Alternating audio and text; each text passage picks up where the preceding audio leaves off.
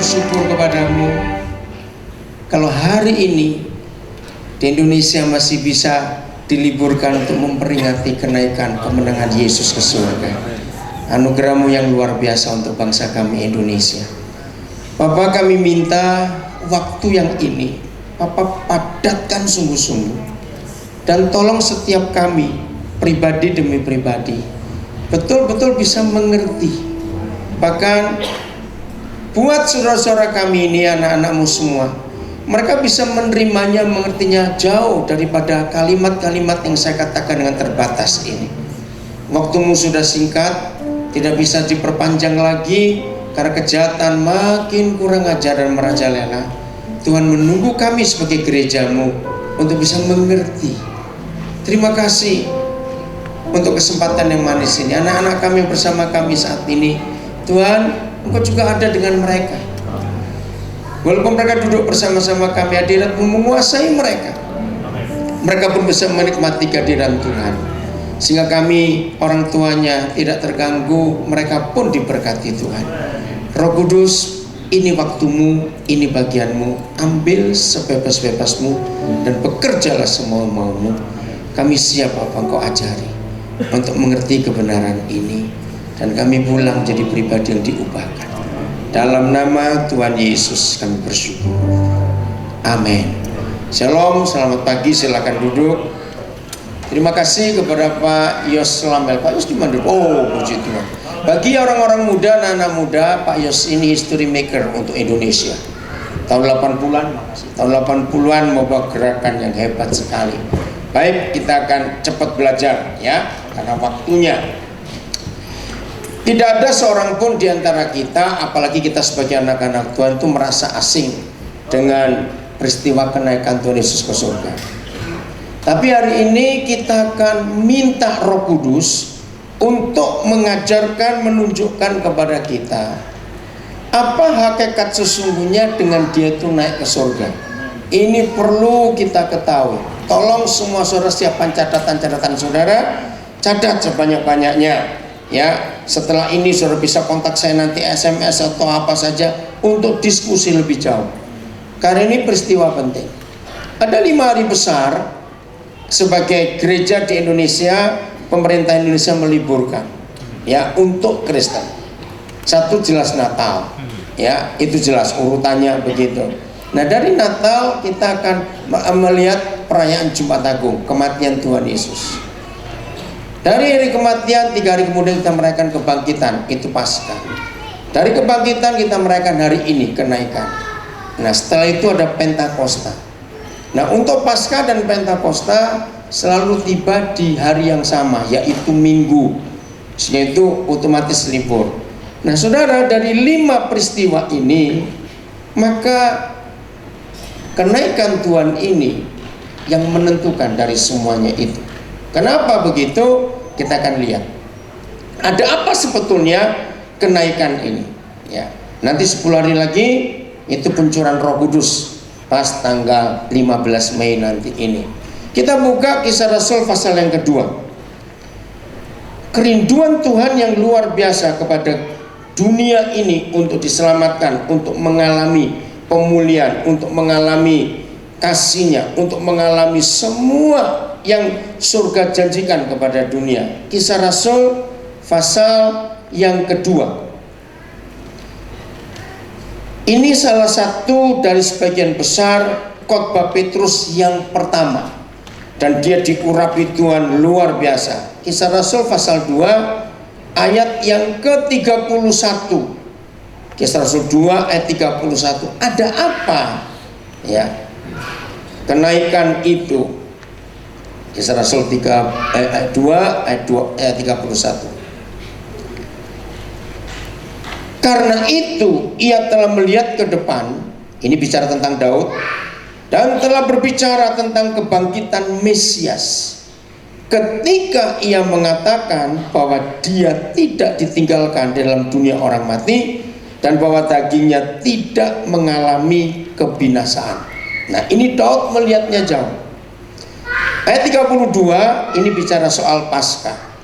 Yesus inilah yang dibangkitkan Tuhan Dan tentang hal itu kami semua murid-murid waktu itu adalah saksi.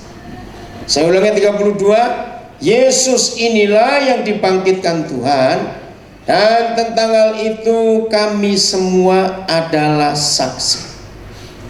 Ayat 33, ini kenaikan. Dan sesudah Yesus Tuhan ditinggikan oleh tangan kanan Bapa dan menerima Roh Kudus yang dijanjikan itu, pelan-pelan. Jadi waktu Tuhan Yesus dinaikkan ke surga, hari ini kita peringati, punya tujuan untuk dia menerima Roh Kudus. Ini tujuannya. Jadi kalau ada anak-anak Tuhan yang merasa, aku nggak perlu terima Roh Kudus, baca ayat ini. Maaf, sombong sekali kita kalau kita nggak terima Roh Kudus. Tuhan Yesus saja, Tuhan Yesus saja bagaimana? Menerima Roh Kudus itu. Nah, tapi Roh Kudus itu tidak akan dia terima kalau dia tidak naik ke surga. Saya lanjutkan. Saya ulangi 33. Dan sesudah ia ditinggikan oleh tangan kanan Tuhan dan menerima Roh Kudus yang dijanjikan itu, maka dicurahkannya. Nah, ini Pentakostanya yang kita akan peringati 10 hari lagi ya, secara tradisi. Maka dicurahkannya apa yang kamu lihat dan dengar di sini, supaya saudara yang belum tahu latar belakangnya jadi tahu. Hari itu mereka dituduh mabuk oleh orang-orang Yahudi dari banyak negara yang datang untuk hari raya besar itu. Sebab orang-orang Yahudi itu mendengar bagaimana murid-murid Tuhan Yesus ini bisa bicara bahasa-bahasa dari banyak negara, yang mereka tahu ini orang-orang bodoh, nggak bisa menguasai bahasa asing seperti itu. Nah, karena mereka dianggap mabuk, dituduh mabuk, dituduh tidak sopan, ini jawaban Petrus. Maka dicurahkannya juga apa yang kamu lihat dan dengar di sini. Roh Kudus tolong kami untuk kami mengerti betul-betul apa yang Bapa rindukan atas kehidupan kami. Kita tinggalkan dulu bagian ini, nanti kita kembali setelah kita tahu ada berapa ayat lagi. Siapa masih ingat doa Bapa kami? Menurut saudara, ya kita akan bongkar doa Bapa kami.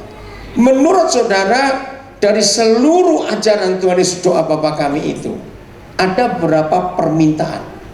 Nah, permintaan mana yang sangat penting? Saya dului, jangan bilang berikanlah kami pada hari ini makan kami secukupnya, awas. Itu nggak usah dibahas. Ya, jadi saya dahului supaya saya nggak jawab itu. Apa yang paling penting di antara semua permintaannya itu dalam doa Bapa kami? Dikuduskanlah namamu. Kuduskanlah namamu, bukan. Jangan diurut. Oke, bisa jawaban. Diurut satu-satu jadinya. Yang paling penting dari doa Bapa kami itu adalah datanglah kerajaan-Mu. Itu yang paling penting.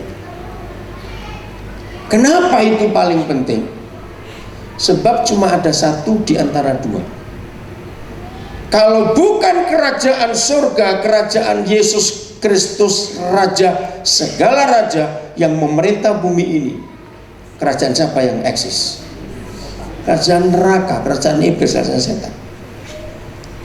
Dalam perjalanan kami tadi dari Tanjung Duren Greenfield ke sini, seorang pemilik rumah di mana kami tinggal menyatakan melihat kejahatan-kejahatan yang sekarang terjadi, makin ngeri tidak? Nah, saudara jawab, lihat makin ngeri enggak? Nah, kalau saudara melihat, mendengar dan tahu keadaan sekarang, kejahatan luar biasa. Maaf, saya mengikuti berita tentang Yuyun di Lampung. Betul, itu kan sudah gila sekali. Begitu kurang ajarnya setan itu.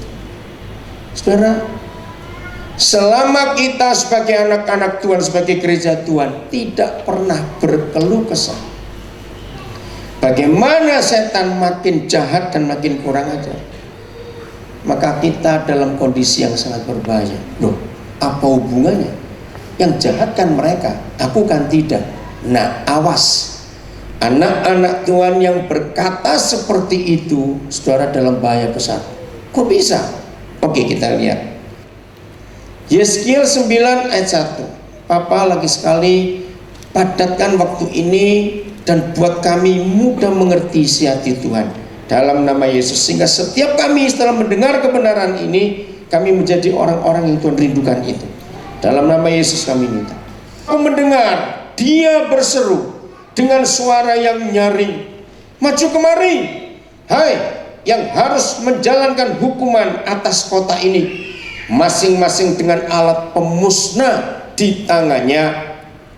Lihat, 6 orang laki-laki datang dari jurusan pintu gerbang atas yang menghadap ke utara, masing-masing dengan alat pemukul di tangannya. Dan 1 orang di antara 6 orang tadi berpakaian lenan, dan di sisinya terdapat suatu alat penulis. Mereka ini masuk dan berdiri di samping mezbah tembaga. Kata tembaga dalam perjanjian lama itu artinya hukuman. Masih ingat ular tembaga yang dibuat oleh Musa? Nah, itu lambang hukuman. Jadi mereka ada di mezbah tembaga, mezbah tempat hukuman itu. Pada saat itu, ketika 6 orang ini sudah siap, kemuliaan Tuhan Israel sudah terangkat dari atas kerub. Patung malaikat yang berlutut itu tempatnya semula. Pindah kemana kemuliaan Papa ini? Pindah ke atas ambang bait suci. Dan dia memanggil orang yang berpakaian lenan dan yang mempunyai alat penulis di sisinya. Firman Yahweh kepadanya, berjalanlah dari tengah-tengah kota, yaitu Yerusalem, dan tulislah huruf T. Nah, ini yang masih jadi perdebatan. Tapi buat kita tidak usah pusing, mau T, mau A, mau S, itu urusan kita. Pokoknya ada tanda di dahi. Jadi jangan disusih tentang hurufnya ini. Saya ulangi lagi, firman Yahweh kepadanya, berjalanlah dari tengah-tengah kota, yaitu Yerusalem, dan tulislah huruf T pada dahi orang-orang yang, saudara, hanya ada satu syarat. Umat Tuhan yang akan dibedakan pada akhir zaman ini. Saya ulangi, hanya ada satu syarat. Tuhan mencari umatnya, yaitu kita, anak-anaknya ini. Bukan rajin berdoa sekian jam sehari, bukan yang rajin puasa, bukan yang rajin memberi persembahan, bukan yang rajin baca Alkitab saja, bukan. Cuma satu. Adik-adik yang hadir hari ini, baik kalian masih remaja maupun sudah dewasa pemuda, kalian harus mikir. Tiap hari kalian melihat di sekitar kalian, mau di sekolah, mau di kampus, mau di pekerjaan, bagaimana kejahatan setan ini. Siapkan hati kalian untuk sungguh-sungguh. Kemarin malam dalam perjalanan saya dari Bandara Cengkareng menuju ke Tanjung Duren, ada seorang telepon saya tentang bagaimana cara dia melepaskan diri dari judi. Nah, saya bilang pada dia, untuk lepas dari dosa hanya ada satu ayat di Alkitab, 1 Petrus 4 ayat 7, mempersenjatai diri dengan penderitaan jasmani, bukan doa kelepasan. Saya tidak setuju doa kelepasan, karena itu hanya jalan pintas. Dosa itu harus kita lawan dengan menderita, saudara. Itu 1 Petrus 4 ayat 7. Oke? Inilah satu-satunya syarat. Kalau saudara dan saya ingin dikhususkan jadi umat khusus di akhir zaman, tidak sama dengan semua itu, perhatikan. Saya ulangi, tulislah huruf T pada dahi orang-orang yang yang berkeluh kesah karena segala perbuatan-perbuatan keji yang dilakukan di sana. Ingat, di sana itu bukan di dunia loh saudara, tapi di Yerusalem, di Bait Suci. Ingat ini. Saya percaya semua kita tahulah bagaimana keadaan gereja Tuhan akhir-akhir ini. Maaf, saudara melihat perpecahan gereja, ributnya gereja. Hari-hari ini di salah satu kota di Jawa Timur sedang beredar sebuah buku. Penulisnya seorang haji, tapi dia wartawan. Maaf, saya nggak mau sebutkan judulnya karena menunjuk pada salah satu gereja. Tapi ini lagi gempar. Bagaimana haji ini yang wartawan itu membongkar kejahatan sebuah gereja yang terbesar. Semua kejahatannya, intrik-intriknya, trik-triknya, penyuapannya, bicara tentang uang yang mengerikan sekali. Saya sebagai hamba Tuhan cukup malu ketika diberitahu buku itu sudah beredar. Dan penulisnya tidak salah, karena memang begitu kan dengan gereja sekarang. 2 malam yang lalu saya ketemu seorang yang saya sudah ketemu sejak tahun 84. Bayangkan, saya ingat wajahnya, cuma saya lupa siapa namanya. Akhirnya dia cerita, begitu cerita saya, oh saya ingat sekarang. Dia salah satu tokoh pergerakan anak-anak muda tahun 80-an awal yang lalu. Tapi yang terakhir dia menarik diri karena kecewa. Dia cerita kekecewaannya. Nah, kekecewaan itu jadi jawaban saya. Dia tanya, Koden, apa bedanya gerakan gereja, gerakan Roh Kudus di tahun kita, tahun 80-an awal dengan yang sekarang? Saya bilang, yang kamu katakan tadi, uang.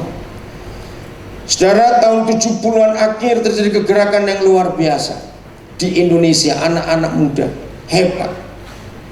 Tahun-tahun itu yang terima persembahan hanya pengkhotbah. Semua yang melayani di gereja tidak terima persembahan. Guru sekolah minggu, pemain musik, semuanya tidak. Tapi tahun 90-an awal terjadi kerusakan. Dengan kata gereja harus profesionalis. Harus. Nah, kata profesionalisme itu selalu diukur dengan gaji. Nah, di situ rusaknya. Ketika yang tahun-tahun itu pelayanan itu adalah pengorbanan dan melayani, bukan untuk cari uang. Tapi sekarang sudah berubah. Pelayanan adalah profesi, bukan panggilan. Dan semua kita tahu antar gereja saling membajak pemain musik, pemimpin pujian. Katakan dia atau tidak? Ya. Belum lagi kejahatan-kejahatan yang lain terjadi di dalam gereja.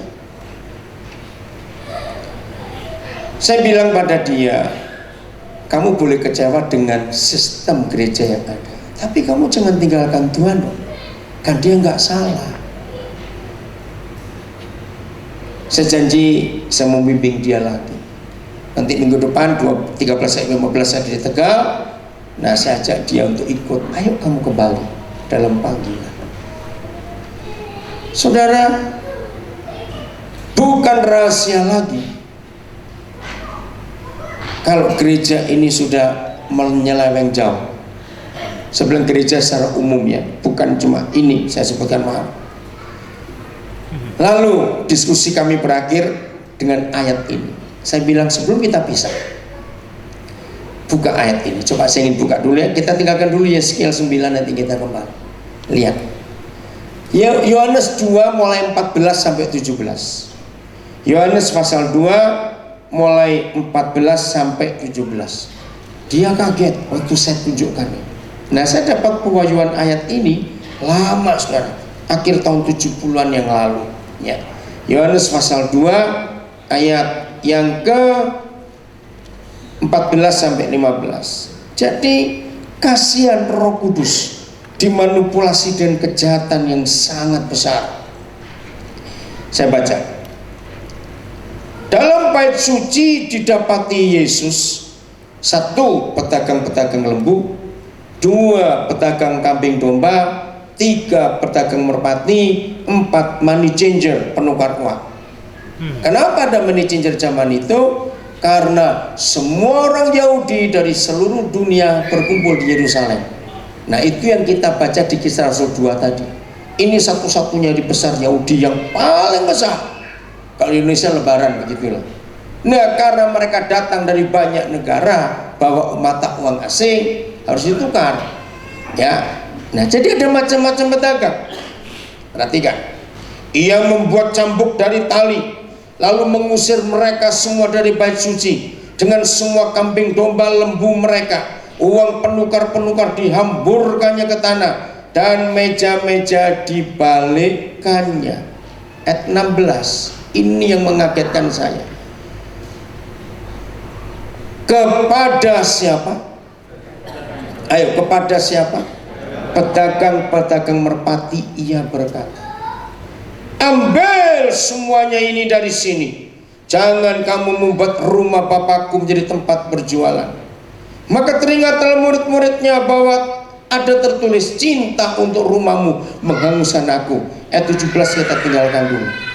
Saudara, muncul apa di benak saudara kalau baca ayat 16, di mana Yesus Tuhan spesifik hanya bicara kepada pedagang apa? Merpati, padahal yang dagang macam-macam nggak hari itu. Boleh nggak kita berkata dua hal? Satu, Tuhan kau tidak adil. Kenapa pedagang lembu, sapi, kambing, domba, penukar kau tidak kau marahi? Yang kedua, kita bisa berkata, maka pedagang-pedagang lain akan dilihat dong. Kenapa? Yang pedagang merpati akan dilihat. Kenapa cuma kami yang dimarahi? Kenapa yang lain tidak? Dengar jawaban Roh Kudus. Sekarang terjadi betul nubuat ini di gereja-gereja karismatik dan sejenisnya. Terjadi perdagangan Roh Kudus yang mengerikan. Jawab iya atau tidak? Minyak urapan dijual belikan, doakan orang sakit harus bayar, dan sebagainya. Maka itu Yeskiel 9 dengan jelas, yang diberi tanda adalah anak-anak Tuhan yang mau berkeluh kesah tentang kejahatan yang terjadi di Yerusalem.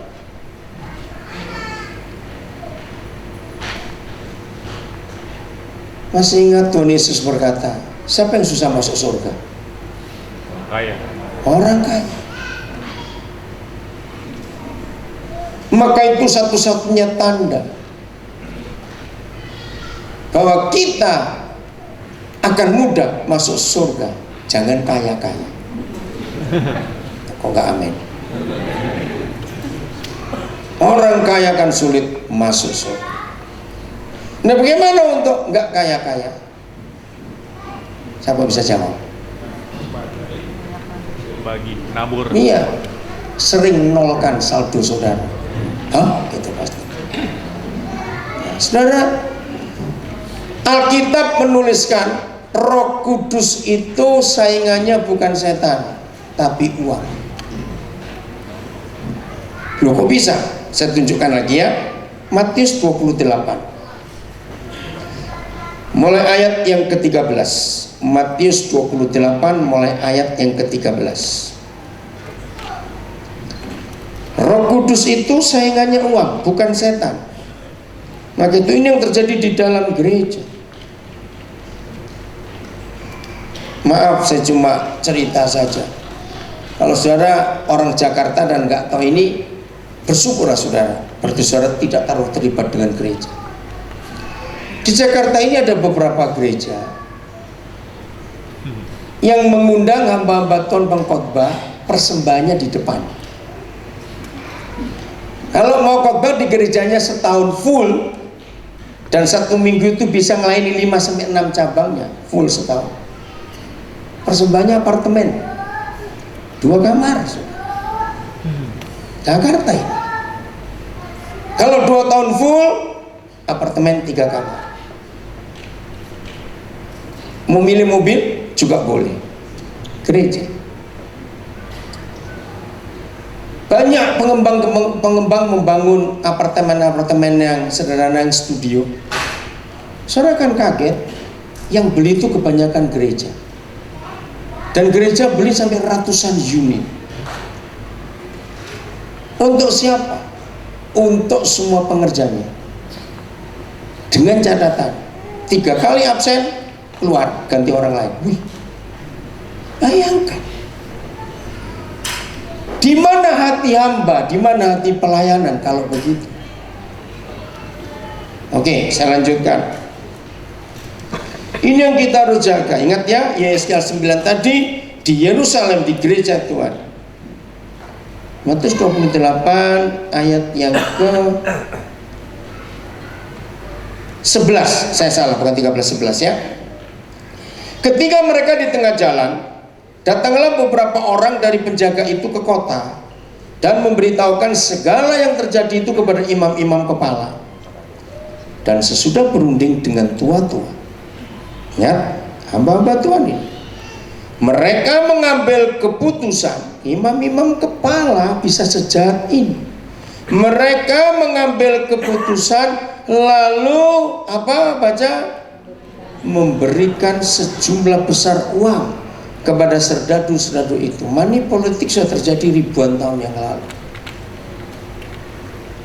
Dan berkata, kamu harus mengatakan kepada murid-muridnya, kamu harus mengatakan bahwa murid-muridnya datang malam-malam dan mencuri mayat Yesus ketika kamu sedang tidur. Dan apabila hal ini kedengaran oleh wali negeri, kami akan berbicara dengan dia, sehingga kamu, para tentara tadi, serdadu, tidak beroleh kesulitan apa-apa. Ayat 15, ini ngerinya. Mereka menerima, besar atau kecil uangnya tadi? Besar. Mereka menerima sejumlah besar uang itu dan berbuat seperti yang dipesankan kepada mereka. Dan cerita ini tersiar di antara orang Yahudi sampai sekarang. Ayo kita lihat. Siapa pernah memperhatikan setiap kali Roh Tuhan bekerja dahsyat di Perjanjian Lama dengan macam-macam mujizat, ya, pasti ada firman berbunyi, hal ini ada sampai hari ini. Ngerti maksud saya? Salah satu contoh, waktu mata air di Yeriko yang beracun itu, sehingga ibu hamil pasti keguguran kalau minum, dan banyak penyakit, masih ingat ya saudara? Lalu Elisa membuat mujizat, dan Alkitab menulis air itu sehat sampai hari ini. Dan betul, sampai hari ini orang-orang Yeriko, walaupun mereka orang Muslim Palestina sebagian besar, tetap minum air itu sampai hari ini. Dan semua, saya ulangi lagi, saudara baca dari kitab Kejadian, setiap pekerjaan dahsyat dari Roh Kudus di Perjanjian Lama selalu ada kalimat, dan hal itu ada sampai hari ini. Nah, sekarang kita pakai matematika. Kalau garis AB sama dengan garis CD, berarti AB dengan CD sama. Oke. Kalau Roh Kudus yang bekerja dan ada sampai hari ini, ternyata kalau uang yang berbicara juga ada sampai hari ini, berarti catat, berarti sama. Saya syok mendapat pewahyuan. Maka itu dengar, gereja tidak diukur dengan megah dan hadirnya jumlah orang. Maaf, Sebab jumlah orang bisa banyak tanpa Roh Kudus kalau uang yang bekerja. Satu, gereja yang sanggup bayar beli sound system yang wah. Siapa nggak betah di gereja itu? Telinganya nggak sakit. Gereja yang bisa beli alat-alat musik yang wah, lalu panggil pemain-pemain musik yang hebat. Siapa yang nggak suka menikmati entertainment seperti itu? Gereja yang mampu beli AC yang wah, sehingga suhu teratur, kursi yang wah. Siapa nggak betah di gereja itu? Maaf saya berkata, dan itu bukan Roh Kudus, tapi uang yang berbicara.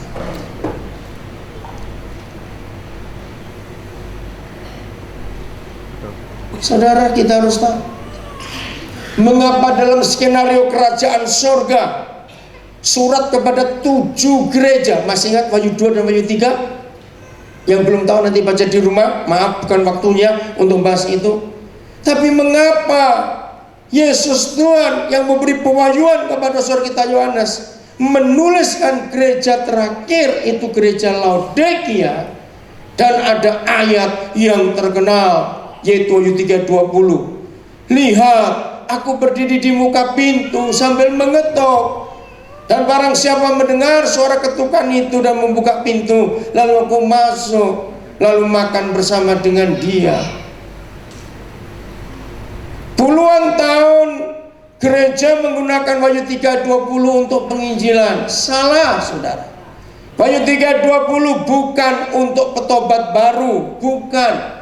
Jadi kalau kita mau bimbing orang yang baru pertama kali terima Yesus, bukan pakai ayat Wahyu 3:20. Loh kenapa? Dengarkan.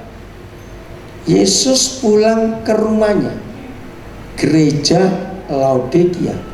Ini bukan orang baru. Ayo kita pikir, masa sih dia nggak bisa masuk walaupun kunci nggak dibuka? Apa jawaban saudara?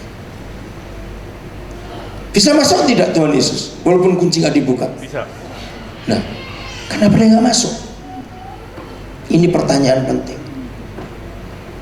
Yang kedua, dia pulang ke rumahnya sendiri. Ngapain ketok pintu? Dan ingat, dari 7 nubuatan surat gereja itu yang paling ngeri itu Laodikia, betul?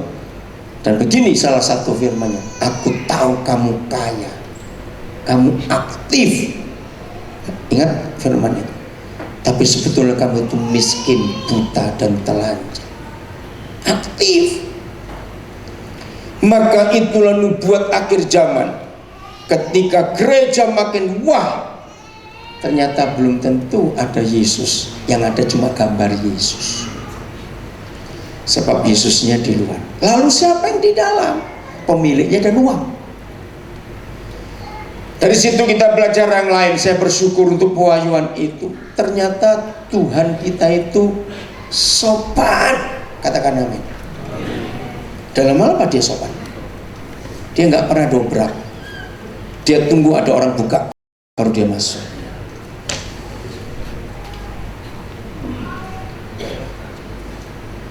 Banyak gereja hanya menyebut nama Yesus, tapi gak ada Yesusnya, karena dia di luar. Jadi ketika Tuhan melihat ada pemilik yang bukan dia hormati pemiliknya itu. Maka itu dia ketuk dulu. Maka itu kalau ada orang Kristen yang sering mengeluh, kenapa Tuhan begitu ya? Aku sudah doa puasa, aku sudah begini. Kenapa? Kenapa Tuhan tolong orang lain, kenapa aku tidak? Hari ini saudara dapat jawaban. Kalau Tuhan hanya saudara panggil untuk menolong, tapi bukan jadi penguasa hidup kita, maka dia nggak bisa buat apa-apa. Catat itu baik-baik. Salah dengan kata melibatkan Tuhan. Salah. Melibatkan itu bukan memiliki, cuma terlibat. Bedakan. Maka hari ini saudara belajar hal yang besar. Ternyata tanpa Roh Kudus pun gereja bisa hebat asal ada uang. Katakan amin, gak usah ragu-ragu. Tapi hati-hati. Hari ini saya akan membongkar kesalahan yang terjadi sekian puluh tahun terakhir. Kalau masih ada di antara saudara menganggap diberkati itu pasti kaya, bertobat saudara dalam nama Yesus. Jangan berkata, tapi pendeta itu kaya, mobilnya, lihat cincinnya, lihat jamnya. Tunggu, catat mulai hari ini. Selama uang masih bisa berbicara, maka jangan berkata itu Tuhan. Enggak. Maka begini kesimpulannya, catat. Yang disebut berkat Tuhan, saya ulangi, yang disebut berkat Tuhan adalah, ini radikal, ini kebenaran. Saya ulangi, yang disebut diberkati atau berkat Tuhan adalah segala sesuatu yang tidak bisa dibeli dengan uang, itu dari Tuhan. Selama uang masih bisa berbicara, jangan ngomong Tuhan, itu kekuatan uang. Maka itu mulai hari ini jangan melihat orang diberkati dengan penampilannya, dengan mobilnya, dengan rumahnya. Salah besar. Pasti saudara kaget. Kenapa cuma satu yang ada, yang lain kemana? Saudara, ketika banyak orang bicara tentang uang, jangan ngomong Tuhan. Saudara percaya enggak? Orang berdosa, orang jahat bisa kaya? Ya sudah. Jadi untuk kaya itu enggak perlu Tuhan. Pokoknya lagi sekali, apa yang disebut berkat Tuhan? Ulangi, 1, 2, 3. Segala sesuatu yang tidak bisa dibeli dengan uang, itu berkat. Pokoknya kalau uang masih berbicara, jangan ngomong Tuhan, ngomonglah uang, itu saja sudah. Dan ingat Tuhan Yesus ini berkata, Matius 6:24, hanya ada 2 Tuhan di dunia, uang dan Yesus. Jelas. Oke, kita kembali ke Yeskiel 9 yang berkeluh kesah. Ya. Yeskiel pasal 9 ayat berapa tadi ya? Enggak, sudah tadi 4. Terima kasih. Saya ulangi lagi ayat 4. Firman Yahweh kepadanya, berjalanlah dari tengah-tengah kota, yaitu Yerusalem, dan tulislah huruf T pada daya orang-orang yang berkeluh kesah karena segala perbuatan keji yang dilakukan di sana. Setan makin jahat, kita harus berkeluh kesah melihat ini. Dan kepada yang lain-lain aku mendengar dia berfirman, ikutilah dia yang pakai pakaian lenan tadi dari belakang melalui kota itu Yerusalem, dan apa? Ini, pukullah sampai mati. Janganlah merasa sayang dan jangan kenal belas kasihan orang-orang tua, teruna-teruna, darah-darah, gadis-gadis, anak-anak kecil, perempuan-perempuan, bunuh dan musnahkan. Tetapi siapa? Semua orang yang ditandai dengan huruf T itu jangan singgung. Apa, tolong kami hari ini, tolong kami untuk kami benar di hadapan-Mu, walaupun itu sulit kami mengaku. Saya takut dengan kalimat ini. Ayo baca sama-sama, 1, 2, 3. Dan ayo 1, 2, 3. Dan mulailah dari tempat kudus, dari gereja. Lalu mereka mulai dengan kami para hamba Tuhan.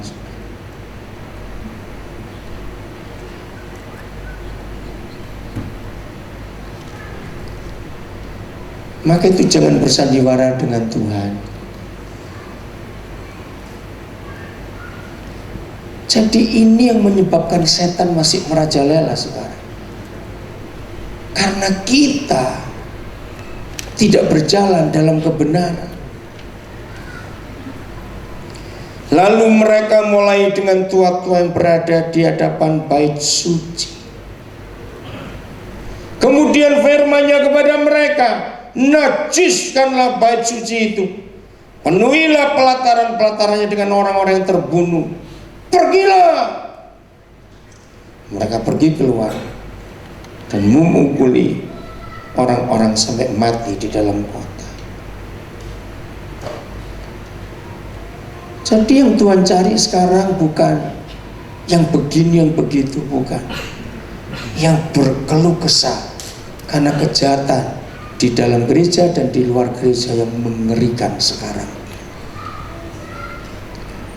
Kita tanya, untuk apa?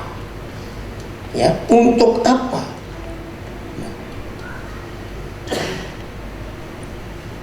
Kita bersyukur di Alkitab, ya, catat. Di Alkitab hanya ada satu ayat. Puji Tuhan, tidak dua, tidak tiga, satu ayat yang memberitahu kita apa sih kehendak Bapa di surga. Mau tahu nggak? Loh, saya tanya, mau tahu tidak? Mau bener? Saya sayang saudara. Tuhan berkata begini, kalau kamu melanggar karena kamu belum tahu hukum, maka kamu nggak berdosa. Tapi kalau sudah tahu tapi melanggar, itu dosa. Nah, saudara mau beli dosa atau tidak? Lo ngerti nggak pertanyaannya? Maksudnya kalau saudara hari ini tahu satu ayat itu dan saudara tidak melakukan, saudara dosa loh. Maka itu saya tanya dulu, mau tahu atau tidak? Tahu risikonya? Iya. Apa risikonya? Kalau enggak terlanjur, mau keluar juga malu pasti saudara. Sudah di sini saja sudah. Maaf. Hanya ada satu ayat di Alkitab yang memberitahu kita apa sih kehendak Tuhan itu. Bukan dua ayat, bukan tiga ayat.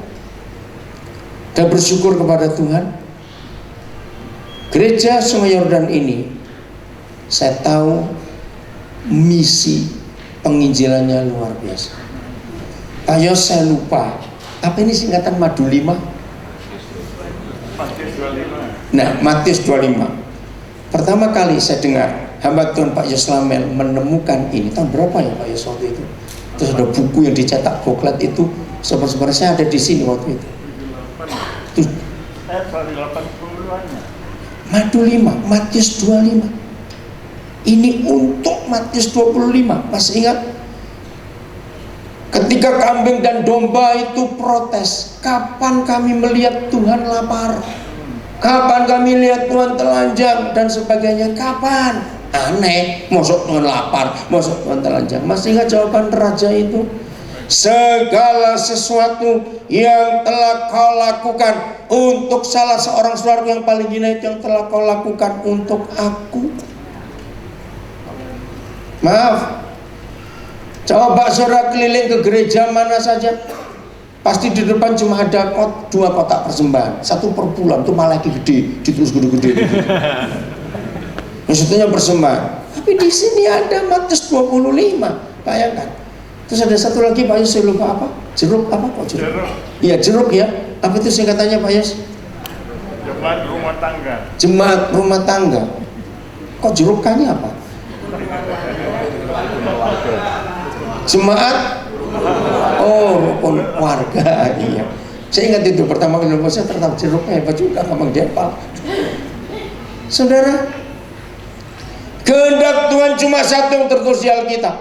Mari kita buka 1 Timotius 2 ayat 4. 1 Timotius 2 ayat yang keempat. Jadi gak ada kehendak Tuhan yang lain kecuali ini.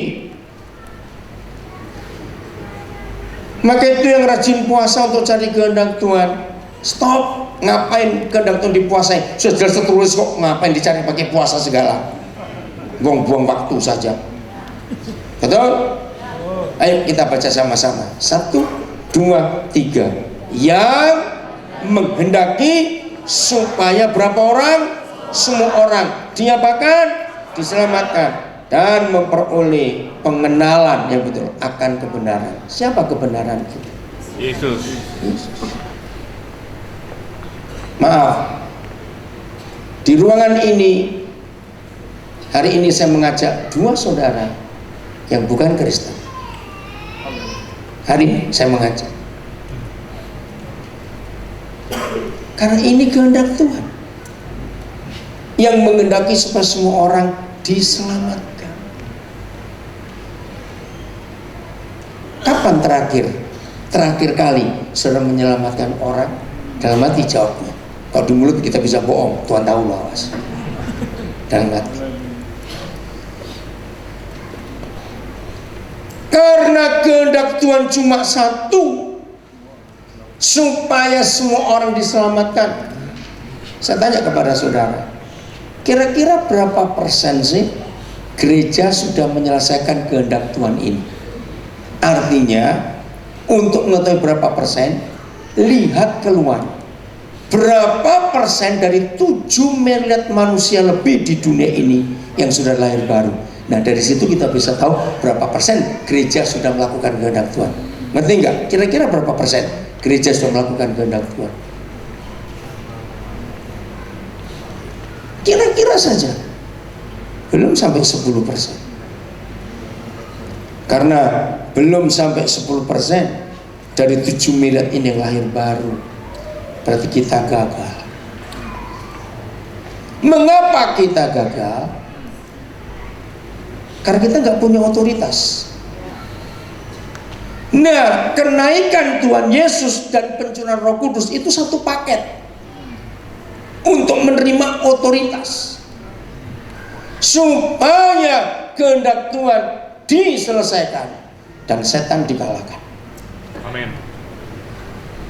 Yang bisa mengalahkan hanya kesatuan gereja. Amin. Hanya kesatuan gereja.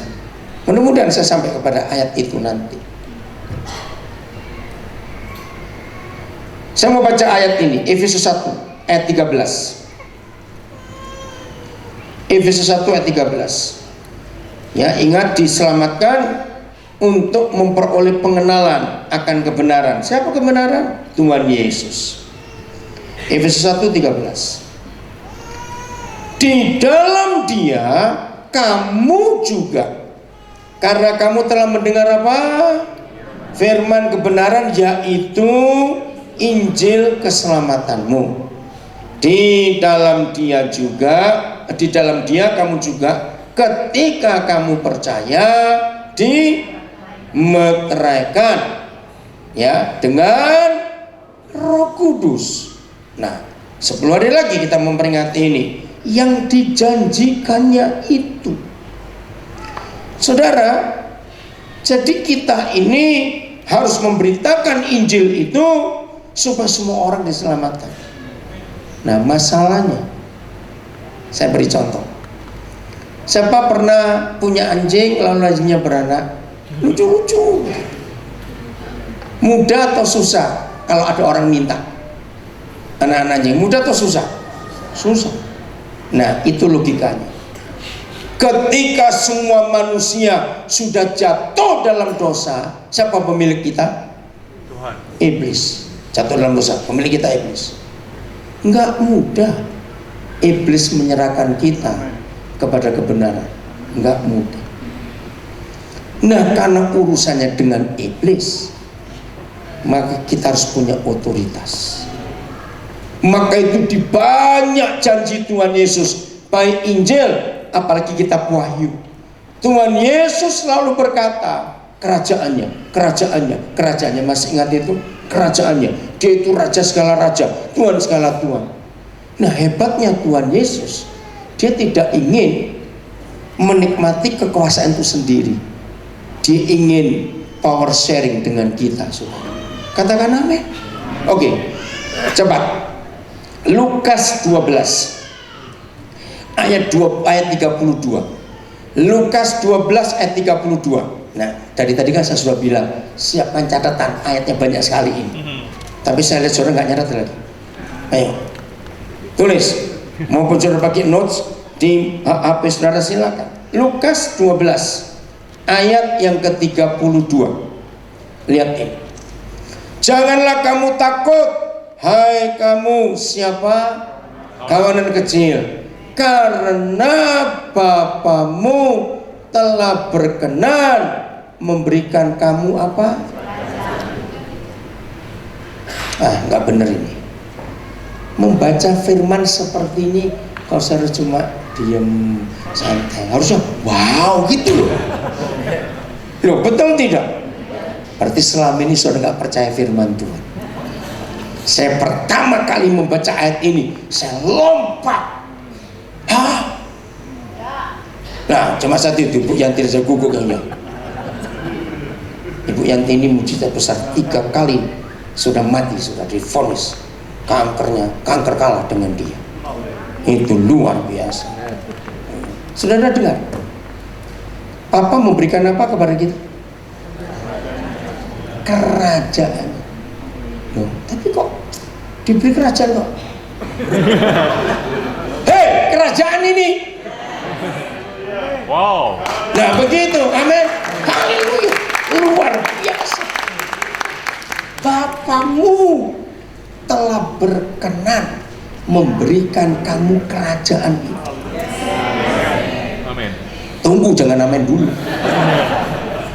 Kalau saya jadi Tuhan, nggak akan saya beri kerajaan kepada orang yang bengkok-bengkok.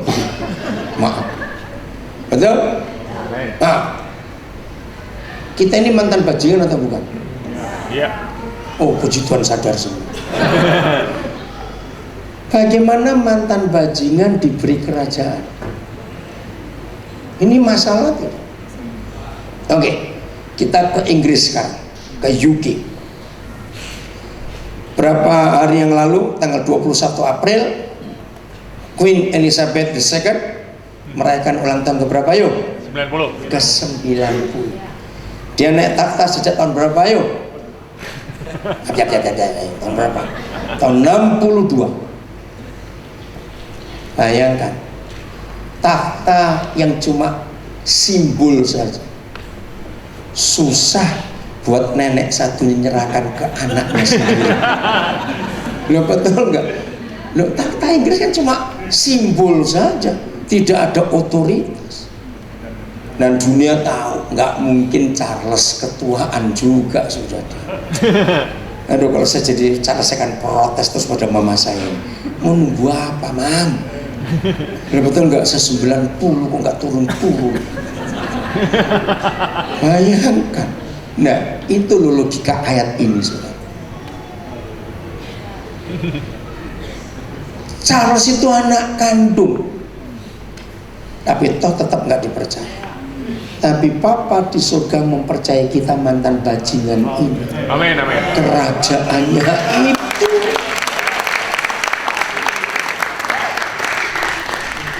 Maka itu mulai hari ini hiduplah sebagai raja. Amin. Yaitu pemimpin yang menyelamatkan banyak orang.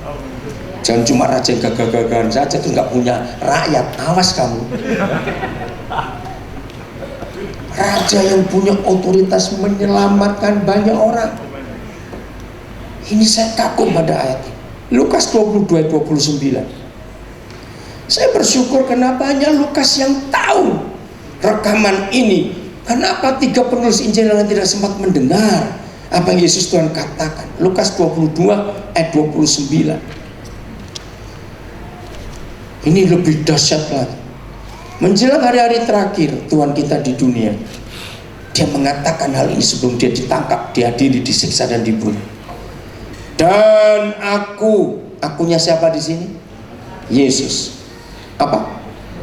Ayo baca. Dan aku apa? Stop dulu. Apa kata lain menentukan? Menetapkan, kurang kuat. Memutuskan, mengesahkan. Ayo apa lagi? Menentukan, memeteraikan, memberi mandat penuh. Dan aku memberi mandat penuh akan apa? Hak-hak kerajaan bagi kamu, bagi kita. Amin, amin. Ini saja saya sudah tapi lihat nilainya sama seperti Bapakku menentukannya bagiku. Pertanyaan penting, berarti kita lebih rendah dikit atau sama dengan Tuhan Yesus? Jangan kenceng-kenceng bilang sama. Buktinya mana? Maaf, buktinya dulu.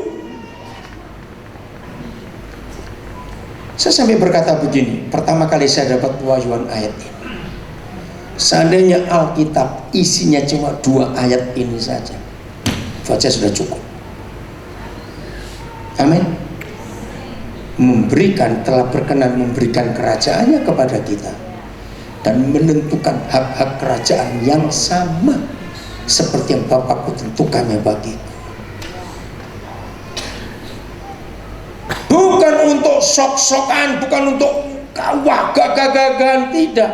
Untuk menyelamatkan semua orang. Jangan lupa fungsi kerajaan itu. Rebut mereka yang masih dalam kuasa si jahat. Saya tanya kepada saudara, menginjil itu gampang atau susah? Nah, gampang atau susah? Gampang? Susah. Itu susah gampang? Gak bisa. Jawaban apa itu? Gampang. Kenapa gampang? Saya mau buktikan. Wahyu 5. Wahyu pasal 5. Ayo mulai hari ini cara hidup berubah. Betul? Jangan kalah dengan segala keadaan. Di sini ada berapa anak saya. Yang terakhir Michael ini. Michael mengangkat tangan, ya, coba tanya Michael. Ini yang terakhir yang dia tahu. Bagaimana keadaan keuangan saya? Maka itu mempunyai otoritas raja. Itu tidak ditentukan uangmu berapa. Ya, nggak berani amin. Betul? Walaupun nggak ada uang, tetap raja tahu. Loh, berarti saudara masih mikir duit itu. Nggak perlu. Kenapa saya berani berkata itu? Ayo, pernah tahu nggak Tuhan Yesus itu nggak punya dompet, juga nggak punya uang? Loh, kok saya tanya kok. Tahu nggak? Tahu dari mana? Ayo, tahu dari mana? Jangan bilang ada di Alkitab. Ya memang ada di mana? Saya tanya. Ada di Alkitab. Waktu dia harus bayar pajak untuk bait suci, ATM-nya di mulut ikan. Berarti dia kemana-mana bawa duit tidak? Nah, jadi kalau saudara sering nggak punya duit, itu sahabatnya Tuhan Yesus. Yang sering punya duit banyak itu sahabatnya pemungut cukai. Nah, gitu saja. Jadi otoritas kerajaan tidak ditentukan oleh jumlah uang kita, enggak. Tapi ditentukan oleh berapa banyak orang yang kita rebut dari tangan si jahat. Itu ukurannya. Amin. Mulai hari ini harus berubah konsep kita. Wahyu 5 ayat 10. Wahyu 5 ayat yang ke-10. Coba saya lihat dulu 9 dulu atau mulai 9 ya, dan 10 9. Mulai 9. Dan mereka menyanyikan suatu nyanyian baru, katanya, Engkau layak menerima gulungan kitab itu dan membuka meterai-meterainya, karena Engkau Yesus telah diapakan? Disembelih, dan dengan darahmu Engkau telah membeli mereka. Siapa mereka di sini? Bukan kita, salah. Manusia yang lain yang belum percaya Yesus. Kita sudah dibeli duluan. Membeli mereka bagi Tuhan. Ada 4 hal. 1 dari tiap-tiap suku, 2 dari tiap-tiap bahasa, 3 dari tiap-tiap kaum, 4 dari tiap-tiap bangsa. Saudara, Wahyu 5 ayat 9 ini literatur tertua yang secara sosiologi dan antropologi ditemukan literatur tertua bahwa manusia itu di dunia dibagi 4 kelompok ini. Ya, ini literatur tertua. Pertama, tiap-tiap suku jelas. Ya, ada suku Jawa, ada suku Batak, ada suku Dayak, ada suku Madura, ada suku macam-macam. Ternyata suku itu nggak mewakili lengkap. Dibagi bahasanya lagi. Jawa bahasa mana? Ada Jawa Osing, ada Jawa Tengger, ada Jawa Banyumas, ada Jawa Solo, beda-beda. Ada Batak Karo, ada Batak Toba, itu pun dibagi lagi. Bahasanya apa? Jadi ini literatur tertua. Setelah bahasa ada kaum, dibagi-bagi lagi. Toba ada beda lagi, Jawa Tengger ada beda lagi. Saudara, luar biasa. Baru secara besar bangsa. Pertanyaan saya, perhatikan, berarti ada nggak manusia yang belum sempat dibeli oleh Tuhan Yesus? Loh, jawabannya ada tidak? Tidak ada. Tidak ada. Semua sudah dibeli. Cuma saya nggak ngerti bagaimana. Tahun 82 saya dapat jawaban yang sangat sederhana. Tahun 75 pertama kali saya masuk ke pedalaman Kalimantan Timur, Sungai Mahakam. Masuk saya tanggal 13 November 75. Saya keluar lagi tanggal 26 April 76. Enggak ada apa-apa, sepeda aja tidak ada di kampung-kampung itu. Jalan kaki atau naik perahu. Berapa bulan ya? November ke April. Hampir 6 bulan. Jangan tertawa saya ngomongin. Tukang cukur juga tidak ada. Jadi saya ini pernah gondrong dulu, harus tertawa. Yo, saya bilang jarang tertawa, kok tertawa. Saya dulu pernah gondrong, habis 6 bulan gak dicukur. Mereka kalau cukur itu pakai parang, rambutnya nggak mungkin saya pakai parang, biarin aja. 6 bulan itu kami berlima tidak pernah mandi di kamar mandi, semuanya di sungai. Begitu tanggal 26 sampai di Samarinda, mandi di kamar mandi. Kayak saya nggak di penjara. Ini di mana? Bayangkan 6 bulan open air terus, tiba-tiba harus masuk kamar mandi, nggak enak. Nah, saudara bayangkan. Nah, tahun 82 saya balik lagi kedua kalinya bersama seorang pengusaha dari Samarinda. Sekarang sudah pindah ke Amerika. Dia masuk ke satu rumah pendeta. Saya kenal pendeta itu karena tahun 75, 7 tahun sebelumnya saya pernah ke situ. Saya tanya, Pak, cari apa? Saya tanya pada pengusaha ini. Cari motor. Loh, kok di sini cari motor? Saya nggak ngerti. Dengarkan. Ternyata tahun 79 atau 80 saya lupa, pengusaha ini belikan motor pendeta di pedalaman ini. Cuma pengangkutannya repot, memang susah.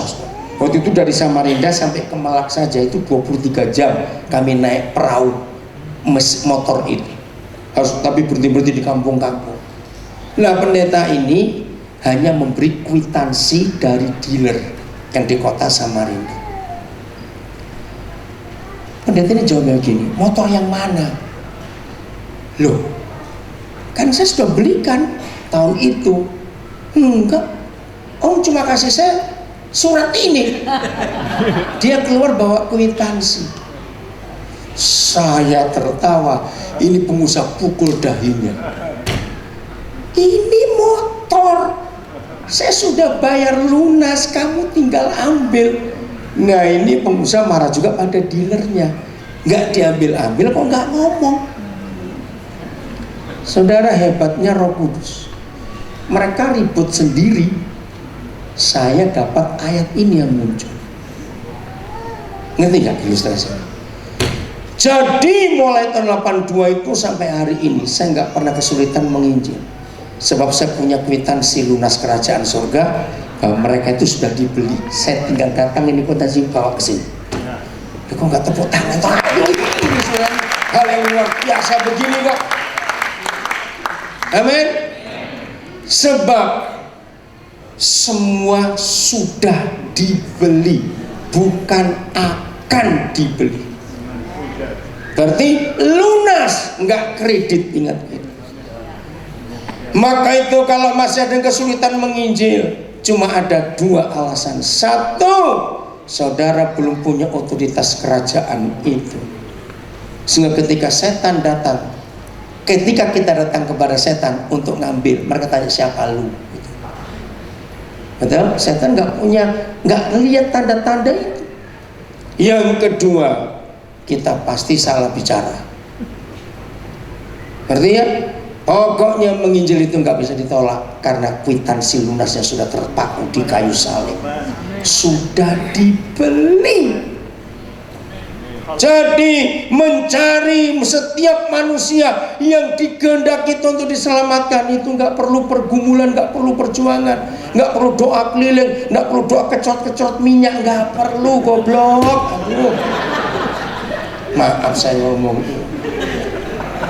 sebab sudah dibeli dan Yesus sudah mengalahkan si iblis. Maaf ya, saya harus membongkar kegoblokan gereja banyak sekali. Kita tuh nggak perlu peperangan rohani lagi, sebab setan sudah kalah sejak 2000 tahun yang lalu. Ayo, apa yang dikatakan dunia kalau kita masih perang dengan Jepang sampai hari ini? Lu ngerti tidak? Kenapa Jepang nggak perlu kita perangi? Sudah kalah. Jadi peperangan itu konsep yang salah. Yang diperangi bukan yang di gedung itu, di pohon itu, di perempatan itu, bukan itu, goblok. Yang diperangi itu di dalam kita ini loh, hawa nafsu daging kita ini loh. Itu saya setuju, perangnya itu di sini, bukan di luar sana. Catat baik-baik. Itu kita perlu perang. Apalagi setelah kita punya otoritas kerajaan. Ingat loh, Lukas 12:32, Lukas 22:29. Itu dahsyat sekali. Ayat terakhir. Kembali sekarang ke Kisah Rasul 2. Jadi kenaikan ini dahsyat sekali. Ya. Kisah Rasul pasal 2 ayat 33. Saya akan ulangi lagi ini. Ini dahsyat sekali. Kisah Rasul 2 ayat 33. Begini kata Tuhan.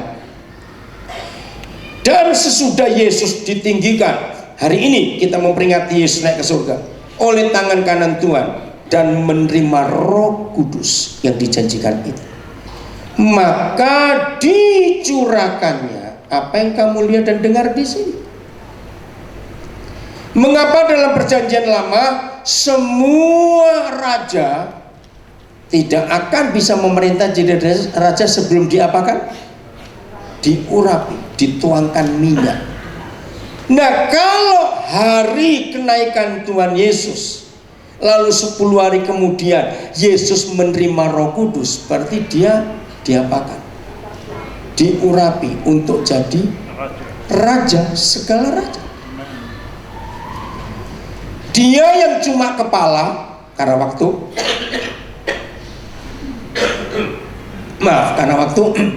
Efesus 1 22-23. Di situ dijelaskan bahwa job description yang Papa beri kepada Tuhan Yesus dan kepada gereja jelas sekali. Oke, sambil saya ngomong saudara bisa buka Efesus 1 ayat 22 dan 23. Job description-nya adalah Tuhan Yesus itu hanya sebagai kepala dan gereja adalah tubuhnya. Ini jelas. Nah, setelah kita tahu job description itu, kita gabung dengan Mazmur 133. Masih ingat? Ada apa? Urapan dari kepala Harun yang meleleh sampai ke janggutnya. Janggut lambang kedewasaan. Dan ke leher, jangan lupa leher jubah. Pelan-pelan ya. Apa yang kamu lihat dan dengar di sini, hei orang-orang Yahudi dari semua negara, apa yang kamu lihat dan kamu dengar di sini? Ini adalah peristiwa yang terjadi di surga. Kepala sedang terima urapan dan meleleh. leher jubah, berarti ada jubah nggak? Yang pakai jubah itu kepala atau badan? Badan. Nah, yang pakai jubah di kepala itu ngawur itu. Kepala kok pakai baju? Harus cuma badan yang boleh pakai jubah. Dengar ini baik-baik. Oke, saudara, siapa yang pakai jubah di dunia? Kita, karena kita tubuhnya. Jadi kenaikan dengan Pentakosta itu satu paket. Yesus diurapi jadi raja, urapannya turun ke bumi, ke tubuhnya. Loh, semangat kok, diem lagi ini orang-orang. Saya rugi ngomong 1 jam lebih gak ngerti-ngerti. Oh, ini betul. Amin. Amin. Apa yang kamu lihat dan dengar di sini sekarang, itu terjadinya di surga. Kepala kami terima urapan raja, dan kami yang pakai jubah raja ini terima urapannya juga. Telat. Terus sekarang. Dahsyat bukan kalau begitu sebagai gereja? Amin. Oh, terima kasih ada anak kecil, amin. Kencang sekali, amin. Oh iya, luar biasa. Maka itu mulai hari ini hiduplah sebagai pemenang, bukan orang kalah lagi. Amin. Amin. Amin. Kalau cuma ada orang lupa senyum saudara, nggak usah dimarahin. Mungkin dia lagi sakit gigi, kan gitu aja tomo. Masa lupa senyum aja marah? Nanti ada orang begini marah lagi, aduh bukan raja, itu raja cengeng. Mengerti? Nah, inilah dunia menunggu kita. Berkeluh kesah dengan semua kejahatan yang ada di dunia saat ini. Amin. Tuhan mencari orang-orang itu untuk diberi tanda di dahi. Kata dahi adalah bicara pikirannya, pikiran surgawi atau tidak. Mau berubah mulai hari ini? Amin. Jadi apa? Punya otoritas apa? Raja, bukan camat. Ingat itu baik-baik. Raja. Dan kita merebut jiwa-jiwa yang belum diselamatkan. Selamat merayakan hari kenaikan Yesus ke surga yang luar biasa. Tuhan memberkati kita semuanya.